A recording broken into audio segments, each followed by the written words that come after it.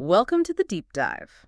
Today, we're tackling, well, a really significant historical question. hmm How did Zionism, starting as this, local European idea, manage to navigate centuries of, frankly, deep religious friction with Christianity? Yeah, that's a big one. And not just navigate it, but transform into this huge global project, getting tangled up with major world powers. It's a lot, and the stories you hear can be, well, confusing. Absolutely. And that's what we'll unpack today. We'll use the research, the articles you sent over, to really trace that history, step by step. Okay. We'll look at the key moments, those turning points, and show how it went from maybe a regional hope to this major international force. We'll touch on how Zionism engaged Christians, dealt with collapsing empires, and, eventually got embedded in how global decisions are made. Right. So our goal here is to pull out the really crucial bits of information for you, our listener, so you can get a handle on the sheer scope and maybe some surprising links in this whole story. Okay, let's dive in. Let's do it. So maybe starting with what the sources call out as a massive early challenge, this long-held Christian idea that Jews were, responsible for betraying or killing Jesus. Centuries of this belief. How on earth did that start to change? What's fascinating, the sources point to the early 1800s. Jewish rabbis, particularly in Central and Eastern Europe, saw this accusation as, like, the biggest roadblock to acceptance in Christian lands. Mm-hmm. A huge obstacle. Exactly. So their approach, it seems, wasn't a head-on fight. It was more subtle. It was about reshaping Christian beliefs from within almost.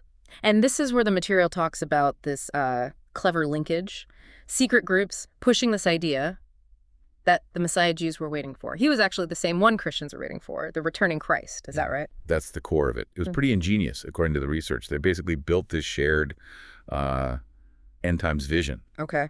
And this started to convince certain Christian groups, especially those early evangelical types, that a Jewish state in Palestine wasn't just politics. It was like prophecy. Fulfilling prophecy. Yeah. Why? Yeah.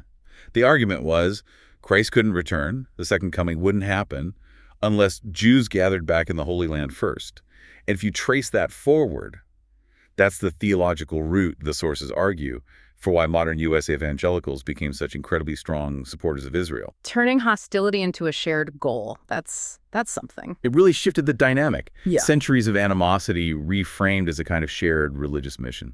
So with that theological groundwork being laid, how did it translate into action? Boots on the ground. What were the first real steps? Well, things really started moving after the pogroms around 1881. Brutal stuff. That's when these Lovers of Zion groups popped up, mainly in Russia and Romania. Right, before Zionism was even the official term. Exactly. And they were very practical. Their aims were clear. Get Jews to move to Palestine and buy land for them to settle on. Simple as that, really. Action-oriented. Definitely. And this led directly to the first farming colonies, like Rishon LeZion near Jaffa, founded in 1882. This was the physical start of the return to Zion.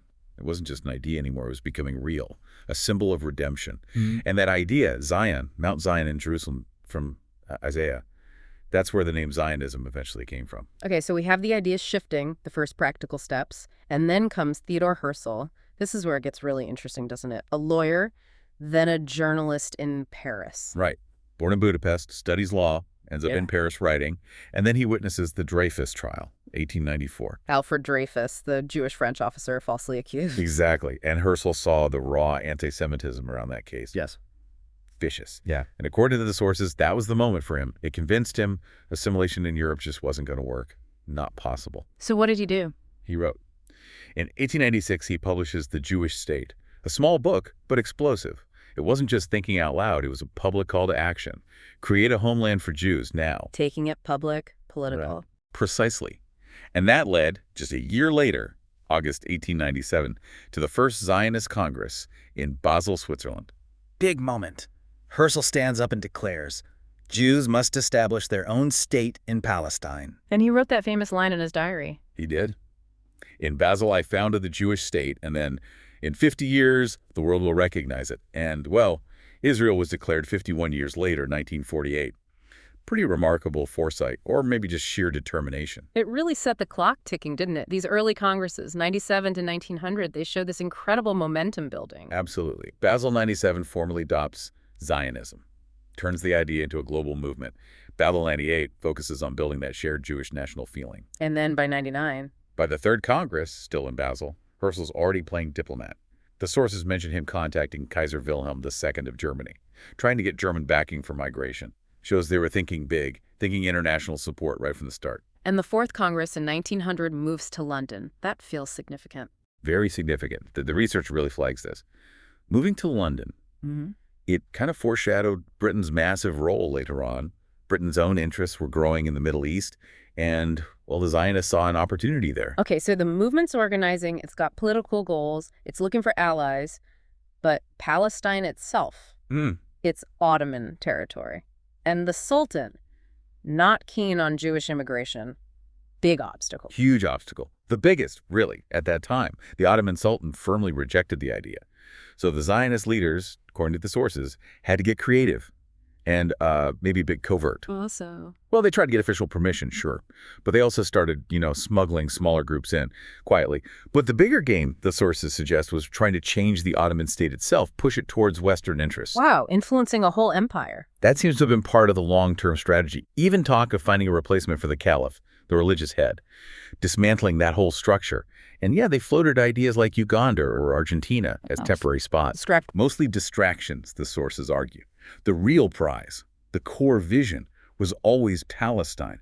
This idea of greater Israel, Nile to Euphrates. That was deeply embedded, even then. Then comes World War I, and the sources call this Zionism's golden opportunity. Right. Things shifted dramatically. Enter Chaim Weizmann, a brilliant chemist, Jewish, living in Britain. He offered his scientific skills to the British war effort, crucially, in making explosives. Made himself indispensable. Pretty much. And that gave him access, influence, at the highest levels, which led directly to the Balfour Declaration. Exactly. November 2nd, 1917. Arthur Balfour, the British Foreign Secretary, issues this statement. His government supports the establishment in Palestine of a national home for the Jewish people. Game changer. So what did that declaration actually do? How did it change things on the ground, or at least politically? It was massive. Because suddenly the Zionist dream wasn't just a movement's hope anymore. It was official policy. Backed by a global empire, Britain, that gave it huge international legitimacy. It moved from aspiration to, well, state-sponsored project. And then, almost perfectly timed, another huge shift happens. The Ottoman Empire collapses. Right. Sultan Mehmed VI leaves Istanbul November 22. The Turkish Republic is declared October 23. Ataturk takes over. And the sources say this was Zionism's greatest strategic victory. Why? How did the end of the Ottomans help so much? Because the Caliphate, the Ottoman Empire, was the main political and religious power blocking the path in Palestine. It represented Islamic sovereignty over the holy sites. With it gone, dismantled. The path was clear. Much clearer. It allowed the Western powers, especially Britain holding the mandate, to basically redraw the map and start implementing the Balfour Declaration without that major Islamic counterforce. Okay, fast forward a bit. Mid-20th century, the actual founding of the state. The sources talk about the Nakba in 1948, the catastrophe for Palestinians. May 14th, Ben-Gurion declares the State of Israel. And crucially, with support. Not just Britain and the U.S., but even the Soviet Union initially, which is sometimes forgotten. But that declaration instantly sparked war with Arab neighbors and led to the displacement of, over 700,000 Palestinians, a foundational trauma. And this event, 1948, wasn't the end, but almost the beginning of Israel's role being cemented through conflict, right? Absolutely. The sources highlight key conflicts, like the Suez Crisis in '56. Israel allies with Britain and France against Egypt. This showed Israel acting as, effectively, a Western military partner in the region, proving its strategic value. Then the Six-Day War in '67, hugely significant. Immense. Israel occupies the West Bank, East Jerusalem, Gaza, Sinai, Golan Heights, triples its territory. And that Nile to Euphrates idea suddenly seemed much more real, much more possible. And this is when the U.S. really steps up as Israel's main backer. That relationship deepens incredibly. Following that, the 1973 October War, even though Arab armies had early success, a massive American airlift of weapons turned the tide for Israel. The sources really emphasize this point. From then on, Israel's survival was seen as directly linked to U.S. national security interests. It became a core part of American strategy in the region. Alongside the military side, we also see these big diplomatic moves. Camp David in '78. Right. Egypt makes peace with Israel, a huge deal. It broke that United Arab Front, gave Israel significant diplomatic recognition, and then later the Oslo Accords in 1993. Which changed the PLO's role. Fundamentally, it shifted the PLO from being seen primarily as a liberation movement to becoming a limited Palestinian authority, essentially operating under Israeli occupation, a major shift in the dynamics there. So after the Cold War ends, Soviet Union gone, U.S. is the sole superpower. How does Zionism, or rather Israel, embed itself even more deeply within American power? The sources suggest it was quite comprehensive. It really seems that way. The integration described is across the board. Politics, obviously lobbies like AIPAC are mentioned as having significant clout on policy, on elections. Economically, the research talks about influence in major banks, corporations, that kind of financial leverage. Media-wise, global networks, Hollywood narratives, often portraying Israel sympathetically as a victim or pioneer. In academia, too. Yeah, universities, think tanks presenting Israel as, the democratic outpost, the symbol of progress in the region. It's described as this multi-pronged integration into almost every key sector of American influence. And we have to bring back that idea of Christian Zionism. It didn't disappear, did it? Not at all. If anything, it became even more potent, especially within American evangelicalism. The sources really stress this. The belief firmed up. Christ's return depends on a greater Israel, often citing that Nile to Euphrates boundary. Making support for Israel a matter of faith. Exactly, an essential part of their religious practice. So these groups became incredibly dedicated allies, providing votes, money, unwavering ideological support, some of Zionism's strongest backers, period. So let's try and wrap this up for you, our listener. We've traced this incredible arc from what started as, secret societies, quiet shifts in theology in Europe, became a formal political movement, then a state in 1948, and ultimately the sources describe it as this global force, deeply woven into international politics and power. Yeah, and the key takeaway from the research seems to be that this wasn't random, it was strategic. Step by step, reshaping Christian ideas first, then building institutions, national feeling, then crucial alliances, Britain first, then intensely with the U.S. And today, the picture painted is less just a national project for Jews and more this global network, deep roots in politics, finance, media, culture. It's quite the journey we've unpacked. So maybe a final thought for you to chew on, based on what we've discussed from these sources. Consider the implications. A global network described as actively reshaping world events, potentially based on an ancient narrative, but backed by very modern tools. Money, weapons, immense international influence. How might that continue to shape our world, shape global dynamics in ways maybe we're only just starting to grasp?